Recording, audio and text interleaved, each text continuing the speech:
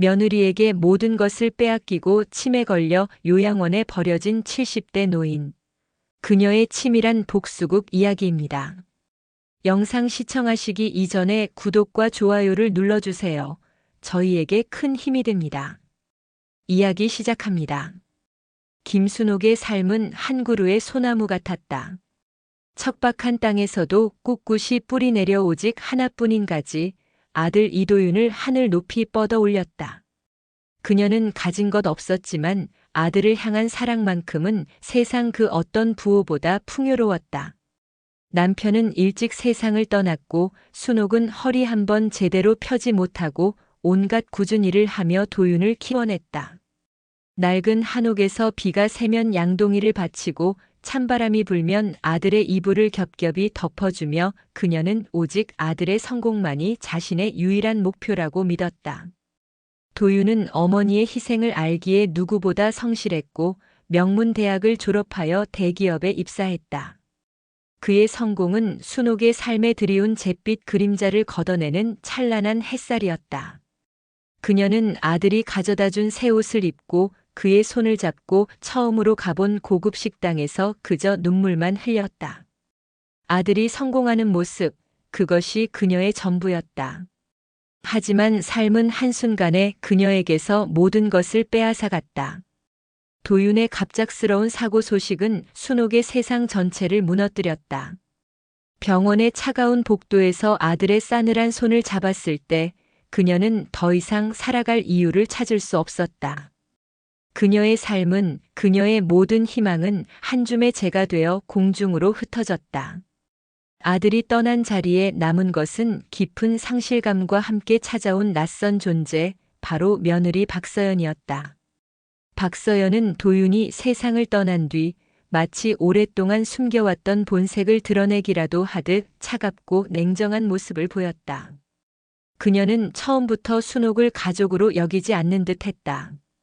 결혼식장에서부터 순옥을 짐스럽게 바라보던 눈빛을 순옥은 알고 있었다.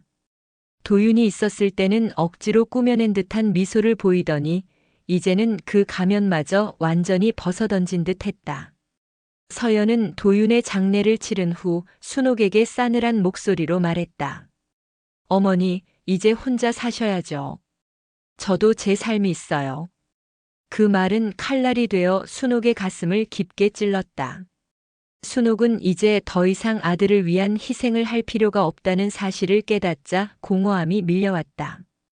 아들의 부재는 그녀의 존재 자체를 무의미하게 만들었다. 그녀는 아들 곁에 누워 함께 숨을 거두고 싶었지만 그럴 용기조차 없었다. 며칠 후 서연은 변호사와 함께 순옥을 찾아왔다. 그들의 손에는 법률 서류가 들려 있었다. 순옥의 낡은 한옥에 대한 권리를 주장하는 내용이었다. 어머니, 도윤 씨와 제가 이 집을 관리하기로 했어요. 여기 사시려면 사용료를 내셔야 하고요. 아니면 저희에게 소유권을 넘겨주세요. 서연은 아무렇지도 않게 말했다. 순옥은 자신의 귀를 의심했다. 평생 아들을 위해 바친 집을 며느리가 빼앗으려 하다니. 순옥은 가슴이 찢어지는 고통을 느꼈다. 그 고통은 아들을 잃은 슬픔만큼이나 컸다. 서연의 학대는 날마다 심해졌다. 아침 일찍부터 순옥의 방으로 찾아와 이 집에서 공짜로 지내려면 집안일을 해야죠라며 거친 목소리로 소리쳤다. 순옥은 온몸의 기력이 다 빠져나간 듯 했지만 며느리의 등살에 떠밀려 무거운 걸레질을 하고 먼지를 털어내야 했다. 허리가 끊어질 듯 아팠지만 그녀는 그저 묵묵히 고통을 감내했다. 도윤이 없는 이 세상에서 그녀는 그저 하나의 짐짝일 뿐이었다. 서연은 그녀의 존재를 지우고 싶어 하는 듯 했다. 식탁에는 순옥이 좋아하는 반찬이 사라지고 늘 쌀밥 대신 잡곡밥이 올라왔다. 순옥은 그 모든 것을 억지로 삼켰다. 그녀는 이제 더 이상 누군가의 어머니가 아닌 한낱 하녀였다.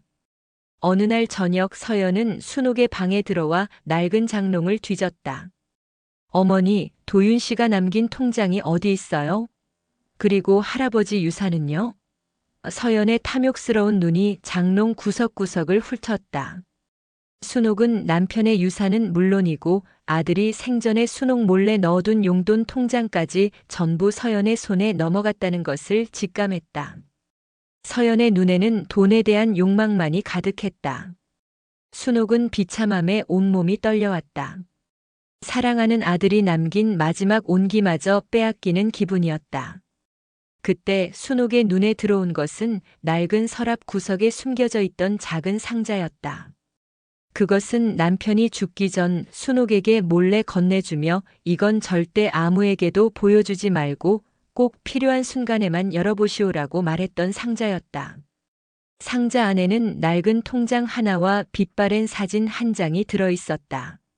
서연의 눈에 띄지 않도록 순옥은 상자를 재빨리 숨겼다. 그날 밤 순옥은 잠을 이룰 수 없었다. 그녀의 심장 속에는 아들을 향한 사무치는 그리움과 함께 며느리에 대한 깊은 분노가 끓어오르기 시작했다. 그녀는 더 이상 이렇게 비참하게 살 수 없다고 생각했다. 이대로 무너지기에는 아들에게 너무 미안했다. 아들의 곁으로 가고 싶다는 충동은 점차 사라지고 그 자리에 뜨거운 복수의 불길이 피어올랐다. 그녀는 서연에게서 모든 것을 되찾고 그녀의 교만함을 짓밟아 버리겠다고 결심했다. 하지만 그녀에게는 힘도 돈도 없었다. 순옥은 고심 끝에 한 가지 기발한 생각을 떠올렸다. 그것은 며느리의 동정심을 가장한 허점을 이용하는 것이었다. 순옥은 다음 날 아침 밥을 먹다가 엉뚱한 소리를 하기 시작했다. 아이고, 이게 밥이여 돌덩이여. 서연은 순옥의 행동을 의심했지만 순옥은 한층 더 과장된 행동을 보였다. 신발을 신지 않은 채 거실을 돌아다니고 멀쩡한 밥그릇에 물을 붓는 등의 행동을 반복했다. 서연은 처음에는 귀찮아했지만 순옥의 치매 증세가 점점 심해지는 것을 보고는 안심하는 듯 했다. 서연은 순옥을 요양원으로 보내려는 계획을 세웠다. 순옥은 서연의 계획을 꿰뚫어 보고 있었다. 그녀는 기꺼이 그 계획에 맞춰 행동했다. 그곳에 가면 서연의 감시에서 벗어나 자신이 해야 할 일을 할 수 있을 것이라 생각했다. 순옥은 짐을 싸는 서연의 뒷모습을 보며 이를 악물었다. 그녀의 눈빛은 더 이상 잿더미가 아니었다. 이제 막 타오르기 시작한 거대한 불꽃이었다. 김순옥의 연기는 완벽했다. 그녀의 뼈아픈 현실은 오히려 최고의 연기 스승이었다. 그녀는 점차 서연의 계획에 맞춰 치매 증세를 심화시켰다. 며느리 앞에서 멀쩡한 밥숟가락을 떨어뜨리고 자신의 이름조차 잊어버린 척 행동했다. 처음에는 의심의 눈초리를 보내던 서연도 순옥의 끈질긴 연기에 서서히 속아 넘어갔다. 서연은 순옥이 진짜로 치매에 걸렸다고 확신하게 되자 그녀의 얼굴에는 안도와 함께 알 수 없는 미소가 번졌다. 순옥은 그 미소의 의미를 정확히 알고 있었다. 이제 순옥이 완전히 통제 불가능한 존재가 되었다고 생각한 서연은 그녀를 요양원으로 보낼 구체적인 계획을 세웠다. 어느 날 아침 서연은 순옥의 손을 잡고 밝게 웃으며 말했다. 어머니, 이제 좀 더 좋은 곳에서 편하게 쉬셔야죠. 순옥은 그 말을 듣고도 알아듣지 못하는 척 멍하니 허공만 응시했다. 서연은 순옥의 대답 없는 반응을 당연하게 여기며 그녀를 억지로 부축해 차에 태웠다. 순옥의 마음은 찢어질 듯 아팠다. 평생을 바친 집을, 아들의 모든 추억이 깃든 공간을 이렇게 떠나야 한다니. 그녀는 차창 밖으로 멀어져 가는 낡은 한옥을 바라보며 눈을 감았다. 하지만 그녀의 눈물은 슬픔이 아닌 복수를 향한 뜨거운 다짐이었다. 순옥이 도착한 곳은 도시 외곽의 한 요양원이었다. 그곳은 깨끗했지만 왠지 모르게 차가운 공기가 흘렀다. 서연은 순옥을 인계하는 절차를 밟으며 요양원 직원에게 속삭였다. 어머니가 좀 정신이 오락가락하셔서요. 특별히 신경 써주세요. 그 말은 마치 순옥의 존재를 지워달라는 무언의 부탁처럼 들렸다. 순옥은 서연이 뒤돌아 떠나는 모습을 보며 마음속으로 다짐했다. 내가 나를 이곳에 가둔 것을 후회하게 해줄 거야. 요양원에서의 삶은 고독했다. 순옥은 낮에는 다른 노인들과 함께 멍하니 앉아 있거나 텔레비전을 보는 척했다. 밤이 되면 아무도 없는 방에서 조용히 눈물을 흘렸다. 하지만 그녀의 눈물은 절망의 눈물이 아니었다. 그것은 복수를 향한 계획을 다듬는 고뇌의 눈물이었다. 그녀는 며느리의 감시에서 벗어난 이 자유로운 공간을 철저히 이용해야 한다고 생각했다. 낮 동안의 연기를 끝내고 밤이 되면 순옥은 서랍 속에 숨겨두었던 낡은 상자를 꺼내 들었다. 그리고 그 안에 있던 낡은 통장과 빛바랜 사진을 조심스럽게 꺼냈다. 통장에는 남편의 이름과 함께 기타 예금이라는 알 수 없는 글자가 적혀 있었다. 그리고 사진 속에는 젊은 시절의 남편과 그 옆에 한 남자가 다정한 모습으로 서 있었다. 사진 뒤에는 강민준이라는 이름이 적혀 있었다. 순옥은 그 사진을 보며 남편의 마지막 유언을 떠올렸다. 이건 꼭 필요한 순간에만 열어보시오. 이제 그 필요한 순간이 찾아온 것이었다. 순옥은 요양원 직원들에게 접근하여 몰래 공중전화를 빌려달라고 부탁했다. 그녀는 치매 노인인 척 어눌한 말투로 부탁했지만 그녀의 눈빛만큼은 흔들리지 않았다. 직원들은 그녀의 행동을 의심했지만 이내 불쌍한 치매 노인의 부탁이라 여기며 그녀에게 전화기를 건네주었다. 순옥은 사진 뒤에 적힌 강민준이라는 이름을 기억하며 그를 찾을 방법을 고민했다. 그녀는 남편이 생전에 늘 신문을 끼고 살았다는 것을 기억해냈다. 그는 늘 경제면을 유심히 보았다. 순옥은 요양원의 낡은 신문들을 뒤지기 시작했다. 밤마다 몰래 신문 기사를 스크랩하며 강민준이라는 이름을 찾았다. 며칠간의 밤샘 탐색 끝에 순옥은 마침내 신문 기사 한 귀퉁이에서 강민준 변호사라는 이름을 발견했다. 그는 거대한 기업들의 인수합병을 담당하는 유명한 변호사였다. 순옥의 심장이 격렬하게 뛰기 시작했다. 그녀는 떨리는 손으로 변호사 사무실에 전화를 걸었다. 긴 기다림 끝에 익숙한 목소리가 들려왔다. 변호사 강민준입니다. 순옥은 치매 노인의 목소리를 완전히 버리고 또렷하고 단호한 목소리로 말했다. 혹시 김 선생님이라고 기억하십니까? 순옥의 남편 이름은 김민규였다.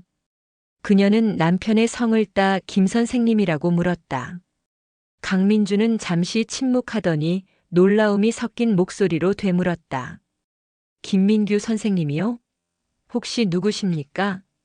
순옥은 남편이 자신을 순옥이라고 불렀던 것을 떠올리며 짧고 명확하게 말했다. 김순옥입니다. 전화가 끊어지고 며칠 뒤 강민준이 직접 요양원을 찾아왔다. 그는 순옥의 초라한 행색을 보고 처음에는 그녀를 믿지 못하는 듯 했다. 정말 김 선생님의 아내분이 맞으십니까? 순옥은 낡은 상자에서 남편의 사진을 꺼내 보였다. 사진 속의 젊은 강민준을 본 그는 눈에 띄게 동요했다. 강민준은 순옥을 요양원 밖으로 데리고 나와 조용한 찻집으로 안내했다.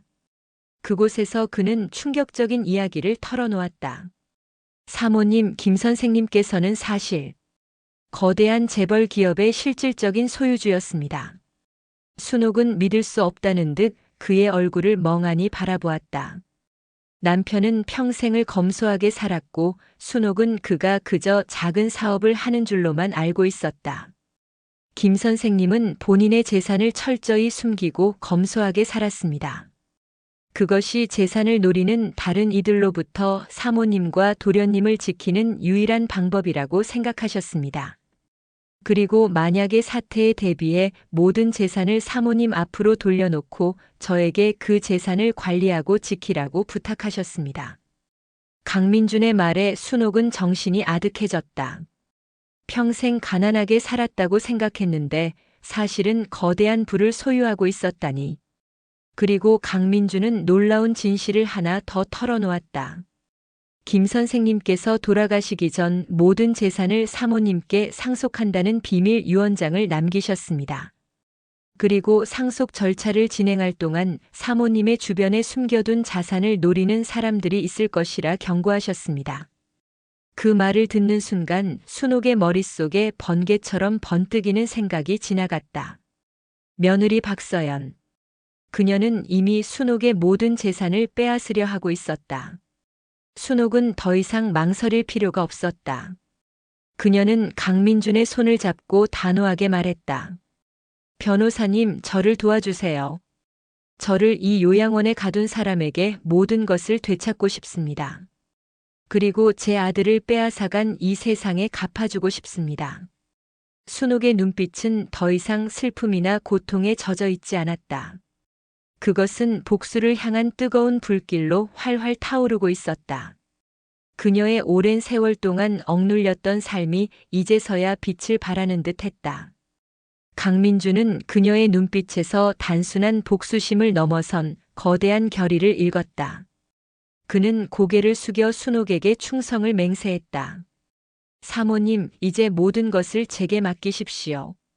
사모님을 위한 복수의 칼날을 가장 날카롭게 갈아놓겠습니다.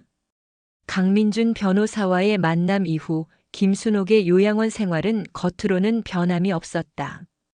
그녀는 여전히 치매 노인인 척 행동하며 며느리 박서연의 감시를 따돌렸다. 서연은 한 달에 한두 번 형식적으로 순옥을 찾아와 어머니, 잘 지내시죠? 라고 물으며 형식적인 안부만을 건넸다. 순옥은 그럴 때마다 멍하니 웃거나 횡설수설하며 서연을 안심시켰다. 서연은 순옥이 완벽하게 무기력한 상태라고 확신하며 안심했다. 그녀는 이제 순옥의 몫이었던 재산을 마음껏 탐하고 있었다. 순옥의 낡은 집을 팔아 최고급 아파트로 이사하고 명품 옷과 가방을 사들이며 호화로운 생활을 즐겼다. 서연의 모든 행동은 순옥에게 실시간으로 보고되었다. 강민주는 순옥에게 최첨단 소형 통신 장비를 건네주었다. 요양원 직원들의 눈을 피해 순옥은 그 장비를 통해 강민준과 연락을 주고받았다.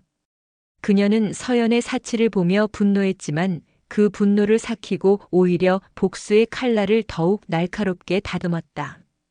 순옥의 복수는 단순한 재산 회수에 그치지 않을 것이었다. 서연이 누리고 있는 모든 것을 빼앗고 그녀가 가장 절망적인 순간에 자신이 나타나 그녀의 삶을 짓밟을 계획이었다. 강민주는 순옥의 남편이 남긴 거대한 유산의 규모를 정확히 파악했다. 그것은 순옥이 상상했던 것 이상이었다. 금융, 부동산, 제조업, 기술 기업에 이르기까지 그야말로 제국이었다. 순옥은 남편의 유산이 그저 소박한 금액일 것이라 생각했지만 그녀의 남편은 세상의 시선으로부터 숨겨진 거대한 재벌이었던 것이다. 강민주는 순옥에게 제안했다.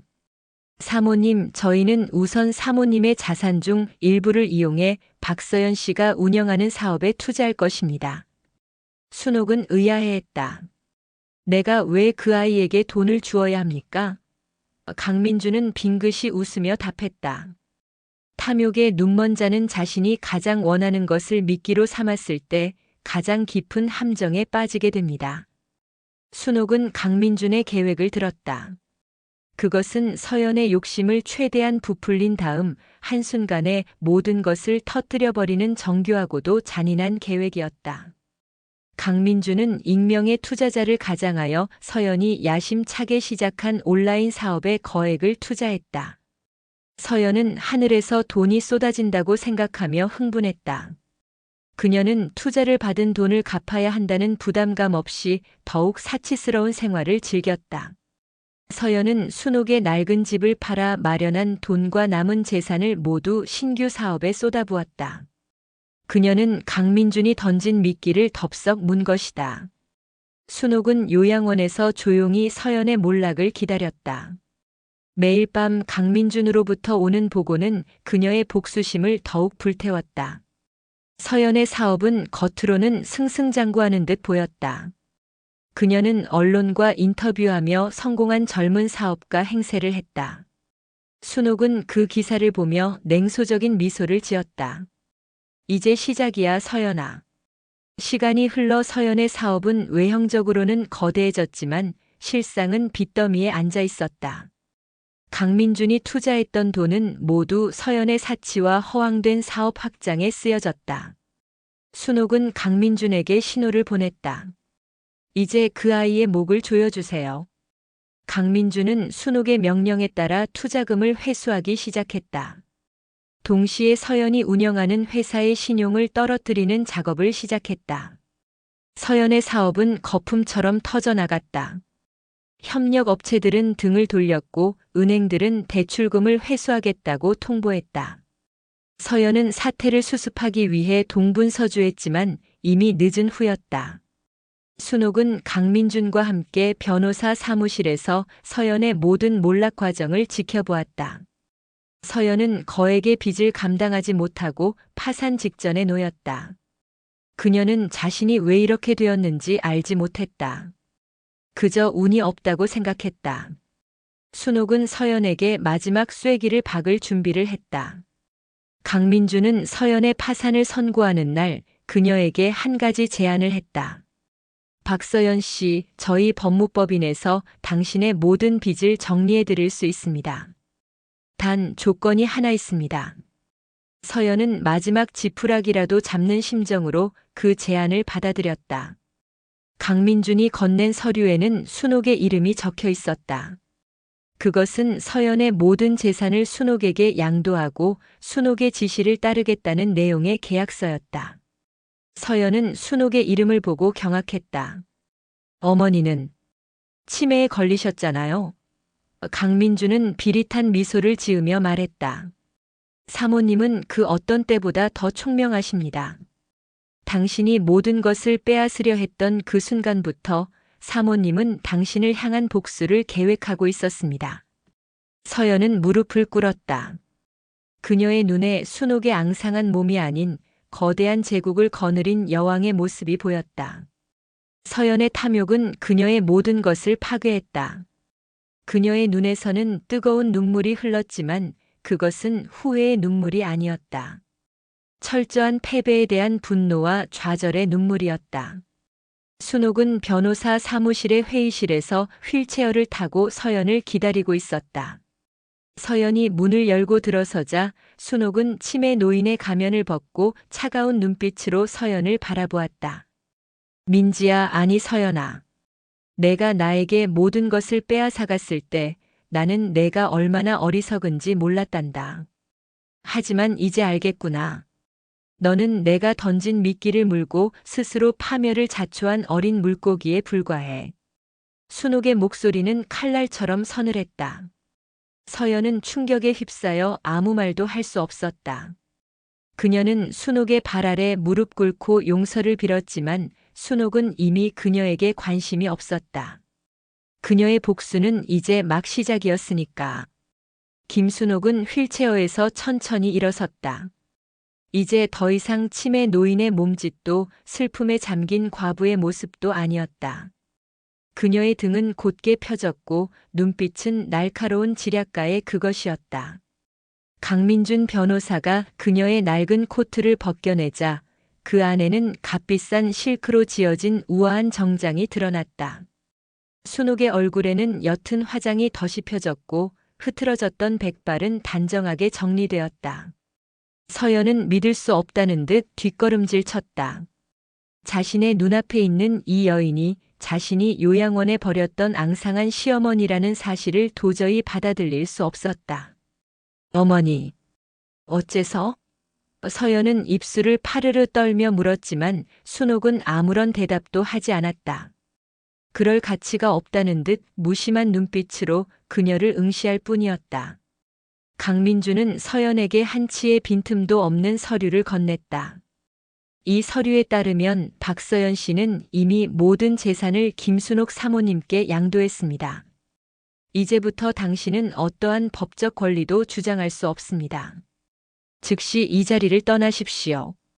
서연은 분노와 절망에 휩싸여 소리를 질렀지만 경비원들이 그녀를 끌고 밖으로 내보냈다. 서연의 비명소리가 복도에 울려 퍼졌지만 순옥의 표정은 흔들림 없었다. 마치 하찮은 벌레를 밟은 것처럼 무심했다. 강민주는 순옥을 모시고 변호사 사무실을 나섰다. 밖에는 짙은 검은색 외제차 한 대가 대기하고 있었다. 차에 오르자 순옥은 창밖으로 눈을 돌렸다. 그녀는 이제 더 이상 요양원의 작은 방에 갇힌 노인이 아니었다. 모든 것을 되찾고 새로운 삶을 시작하는 여왕이었다.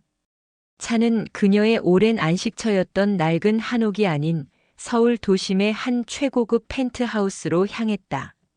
펜트하우스의 문이 열리자 그녀의 눈앞에 펼쳐진 것은 숨이 멎을 듯한 풍경이었다. 도시의 야경이 한눈에 들어왔고 웅장한 크기의 거실과 화려한 가구들이 그녀를 맞이했다. 순옥은 그곳에서 잃어버렸던 자신의 존재를 되찾았다. 다음 날부터 순옥은 강민준과 함께 남편의 유산을 파악하는 일에 몰두했다. 서류 더미는 산더미처럼 쌓여 있었다. 남편은 평생을 숨겨왔던 거대한 기업 제국의 실질적인 소유주였다. 순옥은 그 거대한 재산을 보며 경이로움을 느꼈다. 남편은 왜 이런 엄청난 부를 숨기고 살았을까? 그리고 순옥은 깨달았다. 남편의 검소함은 가난 때문이 아니라 그녀와 아들을 지키기 위한 최후의 방패였음을. 그녀는 남편의 깊은 사랑을 이제야 비로소 깨닫고 가슴이 미어지는 듯한 아픔을 느꼈다.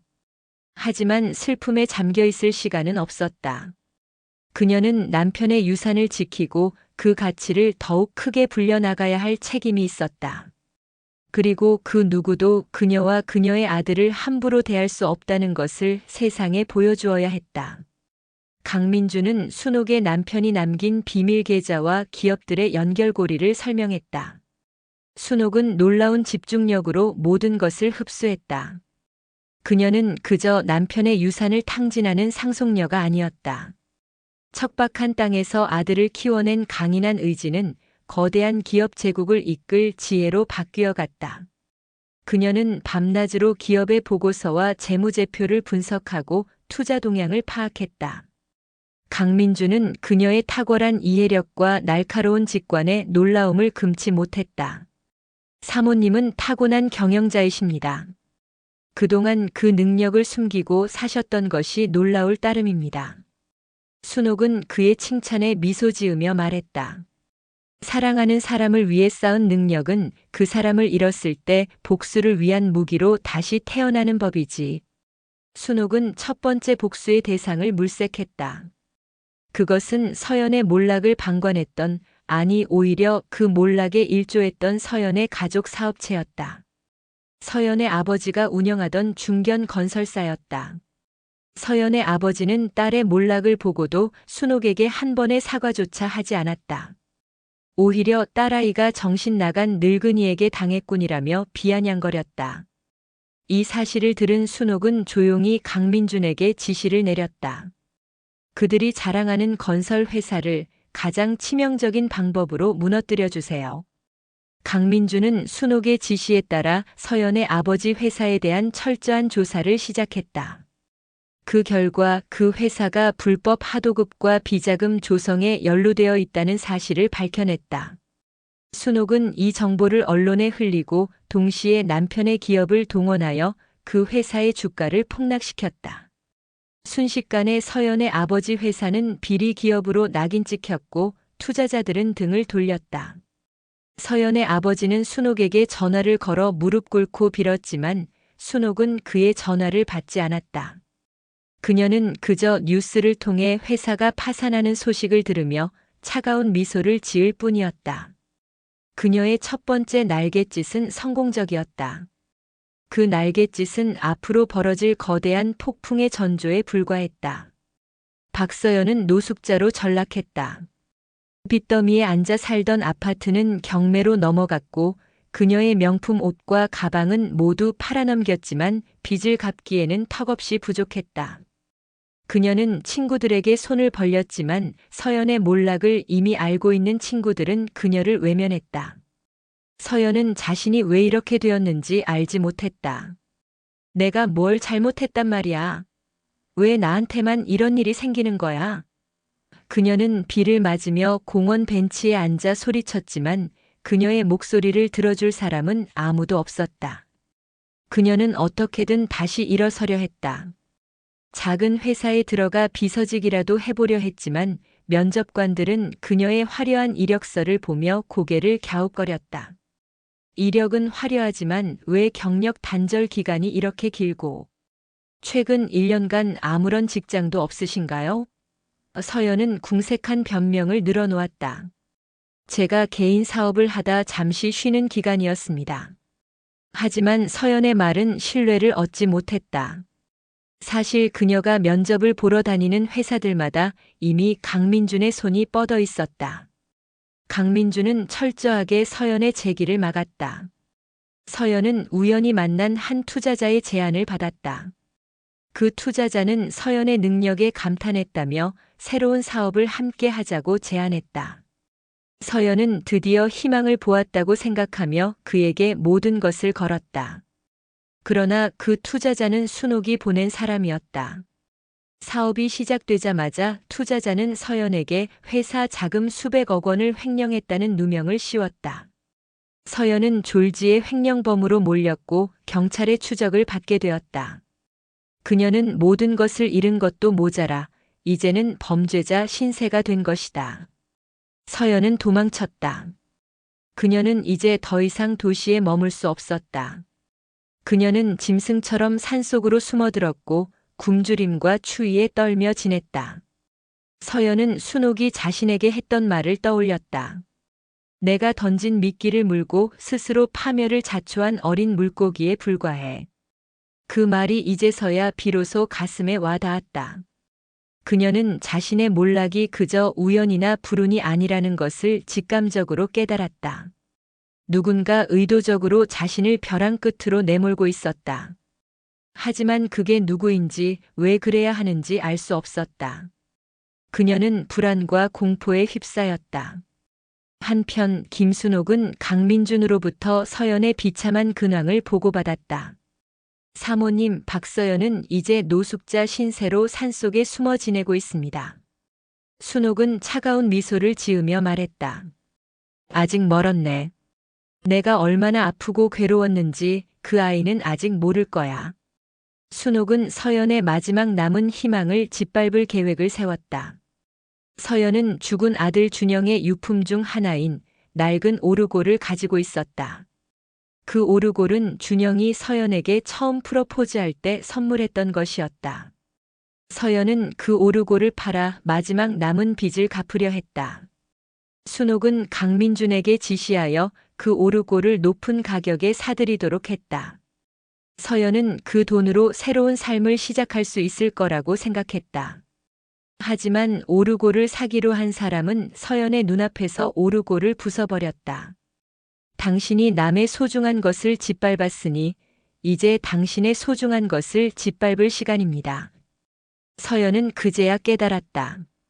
이 모든 복수의 끝에 있는 것이 바로 자신의 시어머니라는 것을. 순옥의 얼굴이 아른거렸다. 그녀의 표정은 예전의 순박한 미소가 아니었다.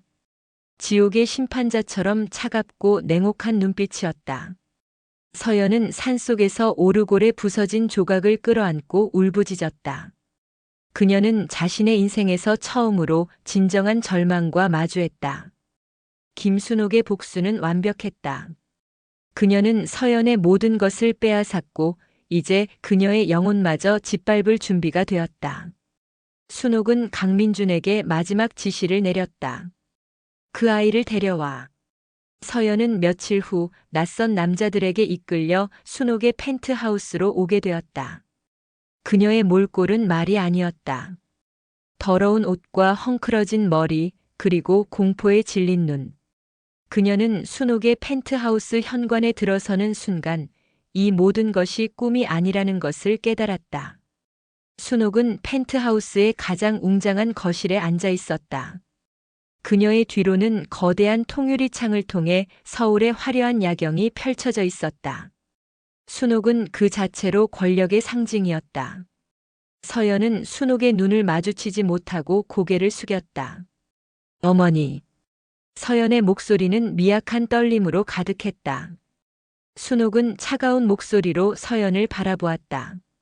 내가 나를 치매 노인 취급하며 요양원에 가두고 내 아들의 유산을 훔쳐갔을 때 나는 내가 정말 어리석다고 생각했어. 순옥은 서연에게 다가갔다. 그녀의 걸음걸이는 마치 거대한 짐승이 먹이를 향해 다가서는 것처럼 위압적이었다. 나는 내가 가장 원하는 것을 미끼로 삼아 내가 가장 싫어하는 결말을 선물해 주었지. 순옥은 서연이 아들을 이용해 순옥을 속이고 그녀의 재산을 빼앗으려 했던 모든 과정을 읊었다. 서연은 그제야 자신이 팠던 함정에 자신이 빠졌다는 사실을 깨닫고 몸을 떨었다. 내가 아들 준영을 생각하는 척 나를 속이려 했을 때 나는 내 모든 것을 잃었다고 생각했다. 하지만 너는 내게 새로운 것을 주었지. 바로 복수를 향한 불꽃을. 순옥은 테이블에 놓인 서류를 서연에게 내밀었다.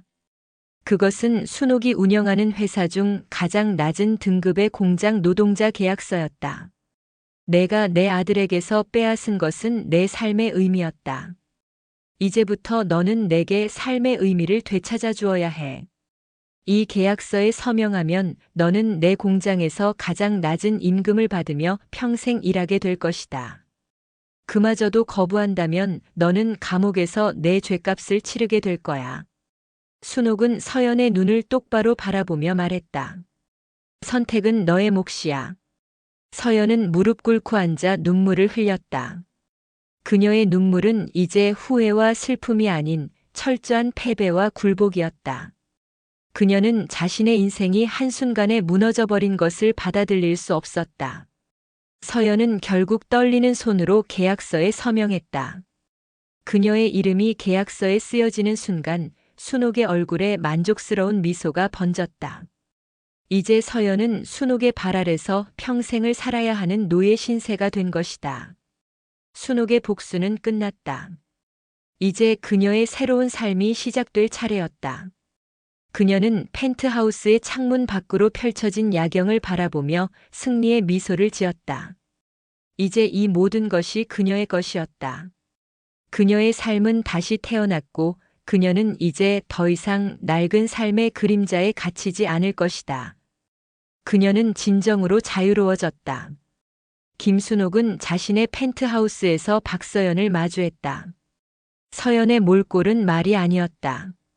며칠 전만 해도 자신의 권력을 자랑하며 순옥의 삶을 짓밟으려 했던 그녀는 이제 초라한 폐잔병에 불과했다. 순옥은 차가운 눈빛으로 서연을 바라보았지만 그 눈빛 안에는 복수심을 넘어선 또 다른 감정이 자리하고 있었다. 바로 연민이었다. 서연아, 내가 나에게서 빼앗으려 했던 것은 단순한 재산이 아니었어. 내 아들의 마지막 흔적이었지. 나는 너를 용서할 수 없었다. 그래서 내게 복수를 했고 너는 내 탐욕의 덫에 스스로 걸려들어 이 모든 것을 잃었지. 순옥의 목소리는 서늘했지만 그 안에 담긴 깊은 슬픔이 서연의 심장을 꿰뚫었다. 서연은 고개를 숙인 채 눈물을 뚝뚝 흘렸다. 그것은 더 이상 패배의 분노가 아닌 뒤늦은 후회와 비참함의 눈물이었다. 그녀는 자신이 얼마나 어리석었고 얼마나 큰 잘못을 저질렀는지 깨달았다. 순옥의 복수는 그녀에게 재산을 잃게 한 것이 아니라 자신의 추악한 본 모습을 보게 한 것이었다. 순옥은 서연에게 한 걸음 더 다가섰다. 그녀의 손에는 공장 노동자 계약서가 아닌 또 다른 서류가 들려 있었다. 나는 너에게 가장 비참한 결말을 안겨줄 수도 있었다. 하지만 내 아들은 그것을 원하지 않을 거야. 내 아들은 늘 사랑과 용서를 이야기하던 착한 아이였으니까. 순옥은 서연의 손을 잡고 따뜻하게 말했다. 너의 탐욕은 내 아들의 죽음이 아니었다면 그 누구도 막을 수 없었을 거야. 너는 내 아들만큼이나 불쌍한 아이였지. 나는 이제 너를 용서한다. 하지만 너의 죄를 덮어주겠다는 뜻은 아니야. 내가 진정으로 용서받기 위해서는 너의 죄를 갚아야 한다. 서연은 순옥의 손을 잡으며 흐느꼈다. 그녀는 생전 처음으로 누군가의 따뜻한 온정을 느꼈다. 순옥은 서류를 서연에게 내밀었다.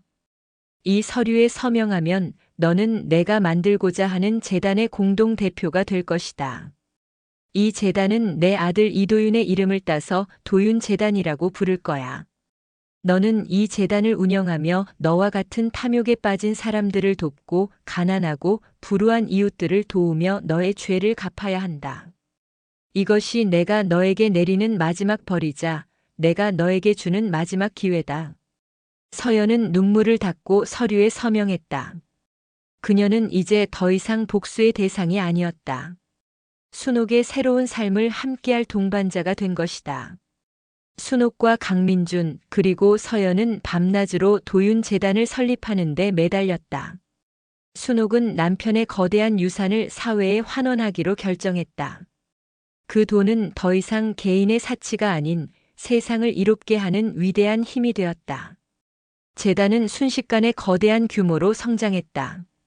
가난한 학생들에게 장학금을 지원하고 불우한 노인들을 위한 복지시설을 건립했다. 순옥의 이야기는 언론을 통해 세상에 알려졌다. 그녀는 단순히 부유한 여왕이 아닌 자신의 슬픔을 승화시켜 세상을 바꾼 위대한 인물로 존경받기 시작했다. 서연은 밤낮으로 재단의 일을 하며 진정한 행복을 찾았다. 그녀의 삶은 더 이상 돈과 사치로 채워지지 않았다. 도움이 필요한 사람들에게 손을 내밀고 그들의 얼굴에서 희망을 발견하는 것에서 진정한 기쁨을 느꼈다. 서연은 순옥을 어머니처럼 따랐다. 그녀는 순옥의 삶을 통해 용서와 사랑을 배웠고 자신의 추악했던 과거를 진심으로 뉘우쳤다. 순옥의 삶은 이제 고통과 절망이 아닌 새로운 의미로 가득 찼다. 그녀는 자신의 아들 도윤이 꿈꾸었던 세상을 현실로 만들었다. 그녀는 재단을 통해 수많은 도윤을 키워냈고 그들의 성공을 보며 자신의 아들을 떠올렸다. 마침내 도윤재단의 웅장한 개소식이 열리는 날, 순옥은 가장 화려한 드레스를 입고 서연의 손을 잡고 연단에 올랐다. 그녀의 얼굴에는 행복한 미소가 가득했다. 서연은 순옥의 옆에서 눈물을 흘렸다. 그녀의 눈물은 더 이상 비통함의 눈물이 아니었다. 감격과 감사함의 눈물이었다. 순옥은 연단 위에서 마이크를 잡고 말했다. 이 재단은 제 아들 이도윤을 위한 것입니다. 저를 이곳까지 이끌어준 것은 아들을 잃은 슬픔이었지만 이 모든 것을 가능하게 한 것은 용서와 사랑이었습니다. 여러분, 사랑은 그 어떤 고난도 이겨낼 수 있는 힘입니다. 그녀의 말은 사람들의 마음을 움직였고 세상은 환호했다. 순옥의 삶은 비극으로 시작되었지만 사랑과 용서로 가득 찬 행복한 결말을 맞이했다. 그녀는 평화롭게 눈을 감았고 그녀의 모든 유산은 도윤재단에 기부되었다. 서연은 이제 재단을 이끄는 수장이 되어 순옥의 뜻을 이어갔다. 순옥은 아들을 잃었지만 그녀의 사랑은 재단을 통해 영원히 살아 숨쉬게 되었다. 그녀는 복수라는 좁은 길을 넘어 사랑과 용서라는 더 넓은 길을 선택함으로써 진정한 승리를 이룬 위대한 여왕으로 기억될 것이다. 영상이 즐거우셨다면 구독과 좋아요 부탁드립니다.